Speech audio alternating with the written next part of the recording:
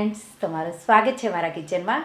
આજે આપણે બનાવીશું વરસાદમાં ખાવાની મજા પડે એવી ગરમા ગરમ નવી ચટપટી ટેસ્ટી એવી ટમેટાની ચાટ.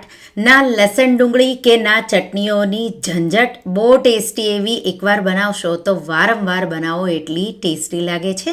જો તમને મારી રેસિપીઓ ગમતી હોય અને હજુ સુધી ચેનલને સબસ્ક્રાઈબ ન કર્યું હોય તો સબસ્ક્રાઈબ કરજો અને બાજુમાં આપેલી ઘંટી દબાવજો એટલે નવી નવી રેસિપીના નોટિફિકેશન આવે.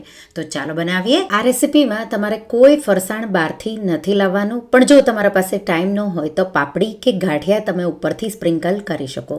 હું અહીંયા નમકીન પારા તો આ રેસિપીમાં વપરાય એટલા માટે મેં એ બનાવ્યા છે. તો 1 કપ મેંદો, 1 ટેબલસ્પૂન બેસન અને 2 થી 3 ટીસ્પૂન જેટલું ઘી ઉમેરી દઈશું. તમારે જો મેંદાના જગ્યા પર ઘઉંનો લોટ વાપરવો હોય તો થોડો કકરો અને થોડો રોટલીનો લોટ મિક્સ કરીને પણ આ રેસિપી બનાવી શકો. 1 ટીસ્પૂનથી થોડું ઉપર મીઠું અને 1 ટીસ્પૂન જેટલો અજમો આ રીતે મસળીને ઉમેરી દઈશું. અને પછી એકદમ સારી રીતે મસળી અને મોણ બધા લોટમાં આવી જાય એ રીતે મિક્સ કરી દઈશું. થોડું થોડું પાણી ઉમેરી કઠણ એવો લોટ બાંધવાનો છે. તો લગભગ 1/4 કપથી થોડો ઉપર કે આસપાસ પાણીની તમને જરૂર પડશે. થોડો કઠણ એવો લોટ બાંધવાનો એટલે ખસ્તા થશે. એને આપણે સાઈડમાં મૂકી દઈશું અને ત્યાં સુધીમાં આપણે 10થી 12 કાજુ લઈ અને ઉકળતા ગરમ પાણીમાં કાજુને 5 મિનિટ જેવા પલાળી દઈશું. અને હવે જે લોટ આપણે બાંધ્યો હતો એને 5 મિનિટ જેવું રેસ્ટ થતાં થઈ ગયું. અને આપણે એમાંથી એક સરખા 2 થી 3 લુવા કરી લઈશું. લુવાને ખૂબ જ સારી રીતે મસળી લેવાનું છે. અને હવે આપણે એની મોટી પૂરીની જેમ, તો મોટી હલકી થીક હોય જાડી રોટલી એ રીતે આપણે વણી લઈશું. તો જો તમારા નમકીન પારા આ રીતે પહેલેથી તૈયાર હશે તો 15થી 20 મિનિટમાં ચાટ બનીને તૈયાર થઈ જશે. તો આ ઓપ્શનલ સ્ટેપ છે, પણ જો ઘરે બનાવશો તો સારા તેલમાં. પછી અહીંયા મેં મેંદો વાપર્યો, પણ તમે ઘઉંનો લોટ પણ વાપરી શકો. આ રીતે જાડી થોડી હલકી હોય એવી રોટલી વણી સાઇડ્સ કટ કરી નાના નાના પાતળા પાતળા આ રીતે કટ કરી લેવાના.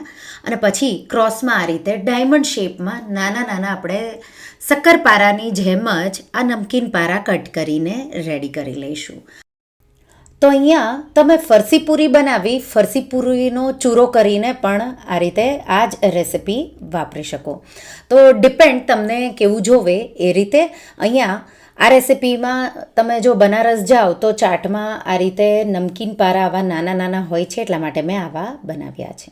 તો એ જ રીતે બચેલા લોટમાંથી પણ આ રીતે નમકીન પારા વણી અને કટ કરી રેડી કરી લઈશું. હવે આપણે એને તળીશું. તળવા માટે મેં તેલ ગરમ કરી લીધું છે. તેલ ગરમ થઈ જાય એટલે ગેસની ફ્લેમ લો કરી દઈશું. અને પછી આ રીતે જેટલા પારા આવે એટલા એકવારમાં તમારે તેલમાં ઉમેરી દેવાના. અને સ્લો ફ્લેમ પર તમારે એને 3 થી 4 મિનિટ જેવા તળવાના છે. તો 3 થી 4 મિનિટ જેવું તમે તળશો એટલે એકદમ ગોલ્ડન અને ખસ્તા એવા રેડી થઈ જશે. તો આ રીતે લગભગ 2 મિનિટ પછી તમારે આ રીતે એની સાઈડ ચેન્જ કરી લેવાની. અને પછી 1 મિનિટ જેવા તમારે એને આ રીતે થવા દેવાના. પાછા એકવાર તમારે આ રીતે એને ઉપર નીચે કરી લેવાના. એટલે આ રીતે તમે જોઈ શકો છો ગોલ્ડન એવો કલર આવી ગયો. આવા તળાઈ જાય એટલે આપણે એને કિચન પેપર પર બહાર કાઢી લઈશું. તો આ રીતે થોડા હજી ગરમ હશે તો હલકો એનો કલર પણ ચેન્જ થશે. અને પછી આ રીતે કિચન પેપર પર કાઢી અને એ જ રીતે બીજા જે આપણે વણ્યા છે એને પણ આપણે ફ્રાય કરી રેડી કરી લઈશું. અને હવે આપણે ટમેટાની ચાટ બનાવીશું. એના માટે ચોપરમાં આપણે 4 થી 5 મીડિયમ ટમેટાં લેવાના છે, લાલ હોય એવા. અને આપણે એને ચોપરમાં અધકચરા, તો થોડી ગ્રેવી જેવા થશે અને થોડા એને ચંક્સ રહેશે એ રીતે આપણે ટમેટાને ચોપ કરી લઈશું. તમે ઝીણા ઝીણા ચોપ કરી અને એક ટમેટાની ગ્રેવી કરીને પણ એ રીતે લઈ શકો. હવે આ જે ચાટ છે એનો સ્વાદ ઘીમાં, અને આ ચાટ ઘીમાં જ બને છે. એટલા માટે તમારે 1 થી 2 ટેબલસ્પૂન જેટલું ઘી ગરમ કરવાનું અને એમાં 2 થી 3 ટીસ્પૂન જેટલું જીરું. અને આ રેસિપીમાં માત્ર આદુ મરચાં જ વાપરવાના છે, ના ડુંગળી ના લસણ. તો 1 થી 2 લીલા મરચાં કે તીખાશ તમને જોવે એ રીતે, અને 1 ટીસ્પૂન ખમણેલું આદુ ઉમેરી હલકું એને સાતળીશું. પછી જે આપણે ટમેટાં ચોપ કરીને રેડી કર્યા છે એ ટમેટાં ઉમેરી દઈશું. સાથે સાથે 1/2 ટીસ્પૂન જેટલું મીઠું ઉમેરી દઈશું. એટલે આપણે બટેટા પણ આગળ ઉમેરવાના છીએ એટલે સ્વાદ પ્રમાણે થોડું તમારે એ રીતે ઉમેરવાનું. અને પછી આપણે એને ઢાંકી 4થી 5 મિનિટ જેવું મીડિયમ ફ્લેમ પર થવા દઈશું. વચ્ચે વચ્ચે તમારે 1થી 2 વાર એને આ રીતે ચેક કરી લેવાનું, ટમેટાં સોફ્ટ થાય એ રીતે. તો હવે ટમેટાં આ રીતે 5 મિનિટ જેવું થયા અને ટમેટાં આ રીતે સોફ્ટ થઈ ગયા. હવે આપણે બટેટા ઉમેરીશું તો ગ્રેવી આપણને થોડું ઘટેવો રસો થઈ જશે, એટલા માટે આપણે એમાં અડધો કપ જેટલું પાણી ઉમેરી દઈશું. અને પાણી ઉમેર્યું એટલે પછી આપણે એને એકવાર ઉકળવા દઈશું. આ રીતે પાણી ઉકળવા લાગે તો અડધોથી પોણો કપ જેટલું તમે પાણી અહીંયા વધારે પણ ઉમેરી શકો. આ રીતે હવે પાણી ઉકળવા લાગે એટલે આપણે એમાં મસાલા બહુ સિમ્પલ એવા છે. 1/2 ટીસ્પૂન શેકેલા જીરાનો પાવડર, 1/2 ટીસ્પૂન ચાટ મસાલો, 1/2 ટીસ્પૂન સંચળ. તો મીઠું, સંચળ અને ચાટ મસાલો બેલેન્સ કરવાનો. અને 1થી 2 ટીસ્પૂન લાલ મરચું પાવડર. કલર માટે કાશ્મીરી મરચું અને તીખાશ માટે મેં અહીંયા લીલા મરચાં લીધા છે.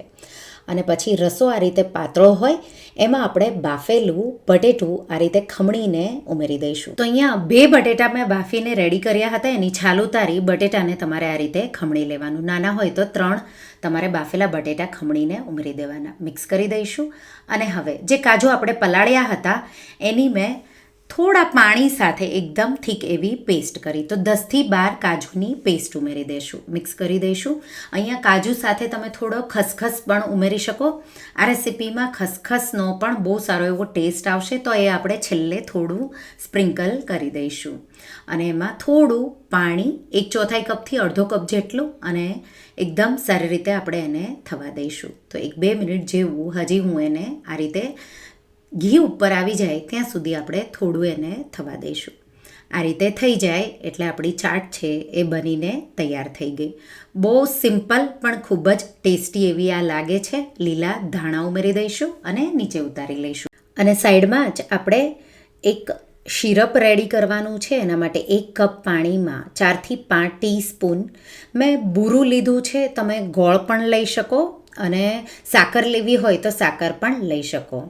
સાથે એમાં 1 ટીસ્પૂન શેકેલું જીરું, 1/2 ટીસ્પૂન સંચળ, 1/2 ટીસ્પૂન જેટલું મીઠું, 1 ટીસ્પૂન ચાટ મસાલો અને 1 ટીસ્પૂન લાલ મરચું પાવડર ઉમેરી દઈશું. અને એકદમ સારી રીતે મિક્સ કરી અને આપણે એને ઉકાળી લઈશું. આ બહુ એવું સિમ્પલ શીરપ છે પણ એનાથી ચાટનો ટેસ્ટ બહુ સારો એવો આવશે. આ રીતે ઉકળવા લાગે તો લગભગ 4થી 5 મિનિટ જેવું થઈ ગયું. ગેસની આંચ બંધ કરી ઉતારી લઈશું. હવે ચાટને આપણે સર્વ કરીશું. સર્વ કરવા માટે તમારે અહીંયા માટીની વાટકીઓ હોય એમાં સર્વ થાય છે, પણ એનો હોય તો આ રીતે નાની નાની વાટકીઓ લેવાની. આ રેસીપીથી 4થી 5 જેટલું સર્વિંગ થશે.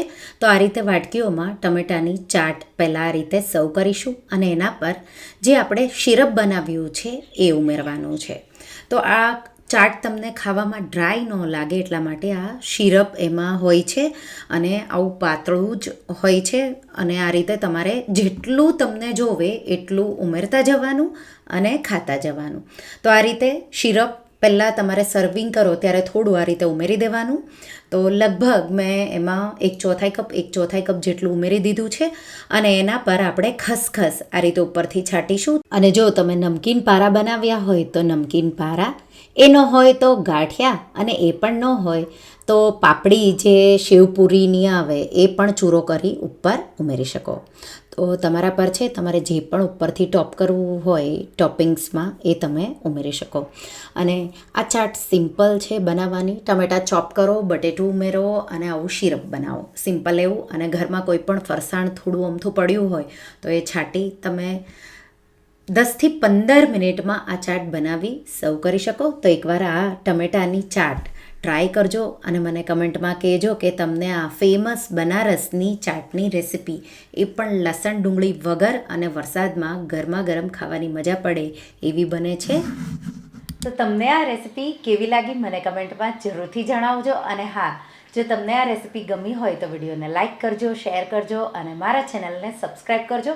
અને આવી જ નવી રેસીપીઓ માટે તમે બેલ આઇકોન બટનને પ્રેસ કરજો.